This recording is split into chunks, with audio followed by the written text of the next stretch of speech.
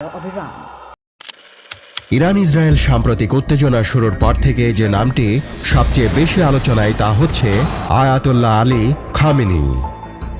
ইরানে Ali Khamenei যা বলেন সে কথায় প্রতিষ্ঠিত হয়।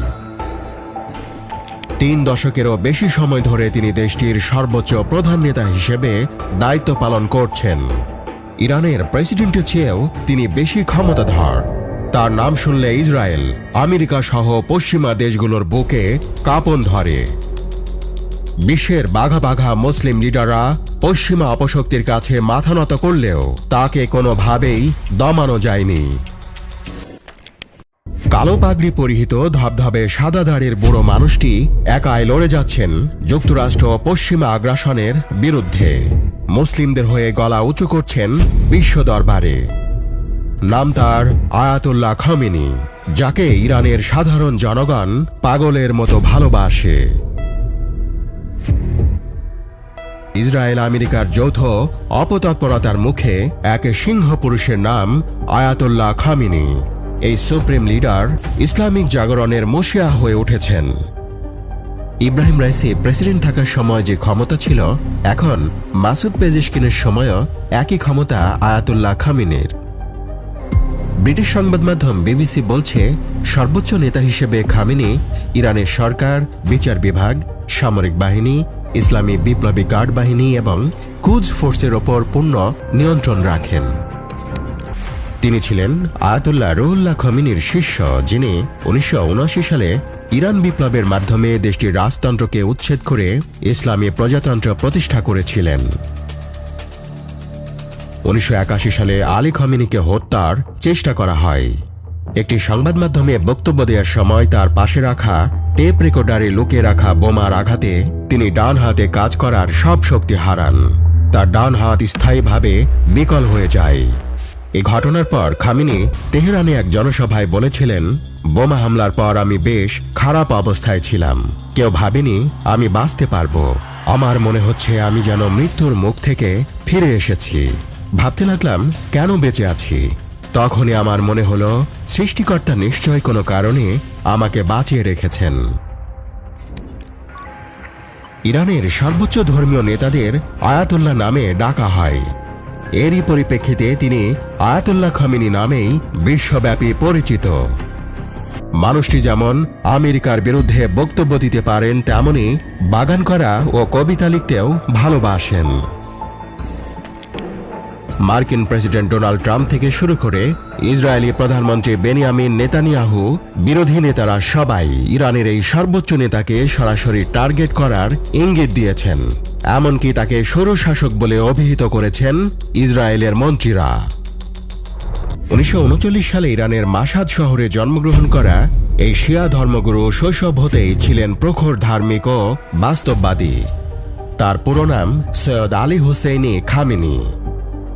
তার পিতার নাম সৈয়দ জওয়াদ খামেনি এবং মায়ের নাম খাদিজা মিরদামানি। মা বাবার 8 সন্তানের মধ্যে খামেনি দ্বিতীয়। এর মধ্যে তার 2 ভাই ধর্মগুরু। প্রথম বয়সে খামেনি তার গুরুগণ যেমন শেখ হাশিম কাজভিনি এবং আয়াতুল্লাহ মিলানির কাছে ধর্মশিক্ষায় দীক্ষিত হন। বাবাকে অনুসরণ করে তিনিও ধর্মগুরু হন। 4 বছর বয়সে আলী খামেনি ভাইয়ের সঙ্গে মক্তবে পড়তে যেতেন। পরে তাকে অন্য একটি ইসলামিক স্কুলে ভর্তি করা হয়। খামেনি মাত্র 11 বছর বয়সে ধর্মতাত্ত্বিক হন। রাস্তার মাঝে তিনি যখন অন্য শিশুদের সঙ্গে খেলতেন, তখন ধর্মগুরুদের সেই পোশাক সামলানো তার জন্য বেশ কঠিন হয়ে যেত। মাশহাদে সে সময় অনেকেই তাকে নিয়ে অনেক মজা করত। তার জীবনযাপন সহজ ছিল না, কিন্তু আলী খামেনি থামেননি। প্রাইমারি স্কুল শেষে তিনি আধ্যাত্মিক পড়াশোনা করেন মাশহাদেই। বেশ কয়েকজন শিক্ষকের সাহচর্যে দার্সে খারিজ নামে উচ্চতর পড়াশোনাও করেন তিনি। 1957 সালে মাশহাদ ত্যাগ করে তিনি বর্তমান ইরাকের শহর নাজাফের উদ্দেশ্যে রওনা হন। কিছুদিন নাজাফে থাকার পর 1958 সালে তিনি ফের ইরানে ফিরে আসেন।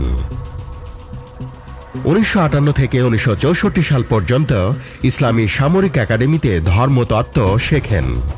এ সময় তার সতীর্থ ছিলেন Ruhollah Khamenei. Sayyid Ali Khamenei ইরানি বিপ্লব চলাকালে আয়াতুল্লাহ রুহুল্লাহ খোমেনির ঘনিষ্ঠ সহযোদ্ধা এবং বিপ্লবের অন্যতম গুরুত্বপূর্ণ ব্যক্তিত্ব ছিলেন। ইনি বেড়ে উঠেছিলেন শাহ মোহাম্মদ রেজা পাহলভীর শাসনামলে। ইনি ছিলেন ধর্মনিরপেক্ষ রাজা, যিনি ধর্মকে প্রাচীন আর সন্দেহজনক বলে প্রচার করতেন। ওই সময় ইরান ও ইসরায়েলের মধ্যে ছিল গভীর বন্ধুত্ব। তারা পরস্পরের মিত্র ছিল এবং তাদের মধ্যে শুধু অর্থনৈতিক নয়, বড় ধরনের সামরিক সম্পর্কও ছিল। তবে সবকিছু 180 ডিগ্রি ঘুরে যায় ইরানে 1979 সালে ইসলামী বিপ্লবের পর। একসময় স্বজন পোষণ, দুর্নীতি, বিরোধীদের কণ্ঠস্বর দমন সহ একাধিক অভিযোগে রাজতন্ত্রের বিরুদ্ধে ফুঁসে ওঠে ইরান। পথে নামে আম জনতা। 1979 সালে সারা দেশ ছাড়েন। ওই বিপ্লবের মধ্য দিয়ে ইরানে ক্ষমতায় আসে কট্টরপন্থী শিয়া মুসলিম সরকার। এই সরকারের মতাদর্শ পশ্চিমা মূল্যবোধ ও ইসরায়েল বিরোধী। তারা মনে করে ইসরায়েল নিপীড়ন ও পশ্চিমা আধিপত্যবাদের প্রতীক। ফলে তারা ইসরায়েলের সঙ্গে সব ধরনের সম্পর্ক ছিন্ন করে। একই সাথে ইরান একাত্মতা ঘোষণা করে ফিলিস্তিনিদের সঙ্গে এবং ইসরায়েল বিরোধী সশস্ত্র গ্রুপ লেবাননে হিজবুল্লাহ, ইয়েমেনে হুতি এবং গাজায় হামাসকে রাজনৈতিক, অর্থনৈতিক ও সামরিক সহযোগিতা দিতে শুরু করে। এই তিনটি গ্রুপকে ইরানের প্রক্সি বা ছায়াশক্তি হিসেবে বিবেচনা করা হয়।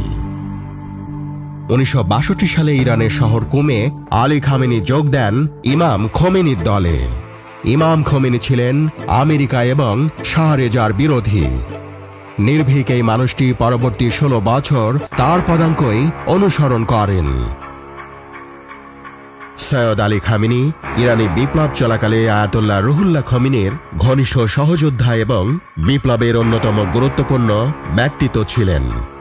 তিনি খোমেনির নেতৃত্বে রাজা মোহাম্মদ রেজা শাহ পাহলভীর বিরুদ্ধে রাজনৈতিক অভিযানে অংশ নেন। 1964 থেকে 1978 সাল পর্যন্ত তিনি বহুবার গ্রেপ্তার হন। 1963 সালের মে মাসে আয়াতুল্লাহ মিলানি এবং মাসাদের অন্যান্য ধর্মগুরুর কাছে শাহ রেজার নির্যাতনের কথা গোপনভাবে প্রকাশ করতে পারার কারণে ইমাম খোমেনি তাকে তরুণ এবং সাহসী ধর্মগুরুর মর্যাদায় ভূষিত করেন।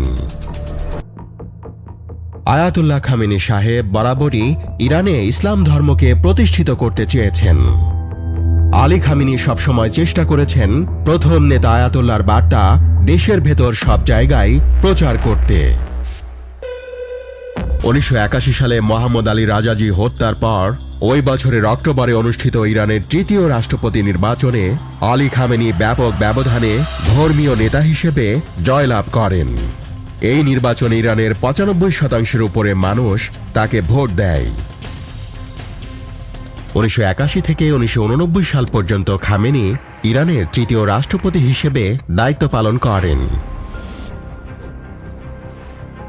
আলী খামেনি রুহুল্লাহ খোমেনির উত্তরসূরি হিসেবে খোমেনির মৃত্যুর পর 1989 সালে 4 জন বিশেষজ্ঞ পরিষদ 49 বছর বয়সী খামেনিকেই পরবর্তী সর্বোচ্চ নেতা হিসেবে নির্বাচন করে। ইরানের সর্বোচ্চ নেতা হিসেবে খামেনি ইসলামী প্রজাতন্ত্রের সবচেয়ে ক্ষমতাধর রাজনৈতিক ব্যক্তিত্ব। ইনি ইরানের রাষ্ট্রপ্রধান, সামরিক বাহিনীর কমান্ডার ইন চিফ, ফরমান জারিকারী এবং অর্থনীতি, পরিবেশ, পররাষ্ট্রনীতি, জাতীয় পরিকল্পনা প্রভৃতি খাতে সরকারি নীতি নির্ধারণে চূড়ান্ত সিদ্ধান্ত গ্রহীতা। ফোর্বস সাময়িকী 2012 সালে তাকে পৃথিবীর সবচেয়ে ক্ষমতাধর 21 জন ব্যক্তির তালিকায় স্থান দেয়। খামেনি পারমাণবিক অস্ত্র সম্পর্কে ফতোয়া জারি করে বলেন, পারমাণবিক অস্ত্র তৈরি ও ব্যবহার ইসলামী বিধান অনুযায়ী নিষিদ্ধ।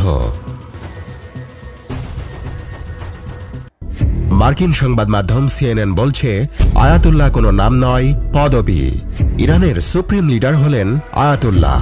আসলে ইরানে নির্বাচিত প্রেসিডেন্ট, নির্বাচিত প্রধানমন্ত্রী থাকলেও গোটা দেশ পরিচালনা করে শুরা কাউন্সিল।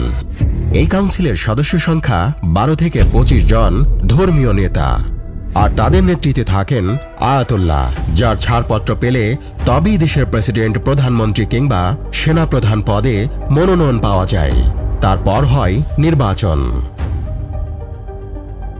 গত ৩৫ বছর ধরে পারমাণবিক কার্যক্রম থেকে শুরু করে আধুনিক সমরাস্ত্র ভাণ্ডার তৈরির কাজ সেরেছেন নিঃশব্দে। নিষেধাজ্ঞার আশঙ্কা উড়িয়ে আমেরিকার চোখে চোখ রেখে জবাব দিতে দ্বিতীয়বার ভাবেননি তিনি। এই সংঘাতে খামেনিকে শেষ করতে পারলে ইরানকে ফের অভিভাবকহীন করে দিতে পারবে পশ্চিমারা।